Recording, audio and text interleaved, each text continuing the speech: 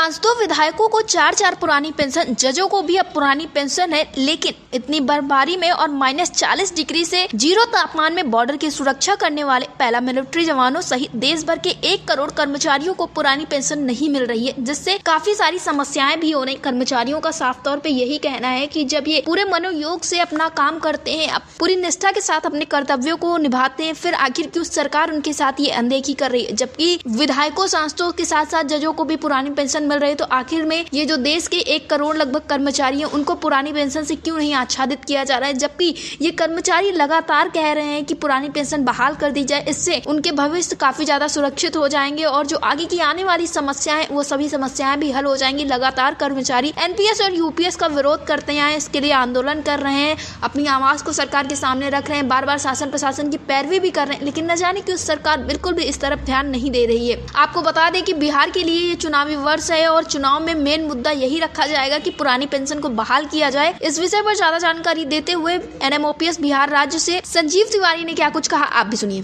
संजीव जी, आपका हमारे चैनल अटल टीवी पे बहुत बहुत स्वागत है। बहुत बहुत धन्यवाद। संजीव जी, जैसा देखने को मिला है और खबरें भी निकलकर सामने आई हैं कि ओपीएस को लेके बहुत सारी बातें हो रही हैं, जैसे कि सांसदों विधायकों को 4-4 पुरानी पेंशन और अब तो जजों को भी पुरानी पेंशन, लेकिन इतनी बर्फबारी में और -40 डिग्री से 0 तापमान के बॉर्डर की सुरक्षा करने वाले पहला मिलिट्री जवानों सहित देश भर के 1 करोड़ कर्मचारियों को पुरानी पेंशन नहीं है। तो ऐसे में आपका क्या कुछ कहना है? ये संवेदनहीनता का पर्व की पराकाष्ठा है जी। जो हमारे पैरामिलिट्री के जवान देश की सुरक्षा में रात दिन लगे रहते हैं, उन्हें पुरानी पेंशन का लाभ नहीं दिया जाना जी सरकार की संवेदनहीनता की पराकाष्ठा है जी। इस पर जल्दी से विचार करके उनके लिए तुरंत पुरानी पेंशन की योजना का लाभ दिया जाना आवश्यक है। जी संजीव जी, जैसा कि बिहार में अब चुनावी माहौल भी होने वाला है, क्योंकि अब वहाँ पे भी चुनाव है, तो इसको लेकर किस तरह की तैयारियां हो रही हैं, कर्मचारी किस तरह की रणनीतियां बना रहे हैं?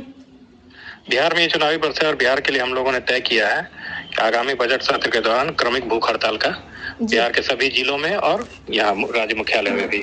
जी, तो इस पर आपके जो साथी कर्मचारी हैं उनका क्या कुछ कहना है? सब लोग इसके लिए तैयार हैं और यूपीएस और एनपीएस दोनों का विरोध करते हुए सब लोग ओपीएस लागू करने के लिए डिमांड कर रहे हैं और सरकार पे दबाव बनाए हुए हैं। जी, बहुत जगह पे तो ये भी इंतजार किया जा रहा था कि यूपीएस का इंतजार किया जाएगा और देखा जाएगा कि क्या कुछ है यूपीएस में, उसके बाद फिर फैसला लिया जाएगा कि ओपीएस लागू करवानी है या यूपीएस पे ही टिके रहना। तो ऐसा कुछ बिहार में नहीं चल रहा है? ऐसा कुछ नहीं चल रहा। हम लोग यूपीएस और एनपीएस दोनों का विरोध करके हमारी एकमात्र मांग है पुरानी पेंशन। जी, यानी कि यूपीएस एनपीएस के साथ साथ आप लोग निजीकरण को भी इस बार हटा के रहेंगे पूरी तरह से? निजीकरण के जड़ में ही है, एनपीएस यूपीएस दोनों निजीकरण के दबाव में ही हो रहा है। जी, कहीं ना कहीं निजी क्षेत्र को फायदा पहुंचाने के लिए ही एनपीएस लाया गया था और उसी को फायदा पहुंचाने के लिए यूपीएस लाया गया है। जी संजीव जी, आप अपने साथियों को क्या संदेश देना चाहेंगे? बस एक दबाव बनाए रखना है सरकार के ऊपर, सरकार हमारी मांग के आगे झुकेगी जी, और एकजुटता के साथ सरकार पर दबाव बनाए रखना है। जी संजीव जी, अटल टीवी से जुड़ने के लिए धन्यवाद। जी धन्यवाद।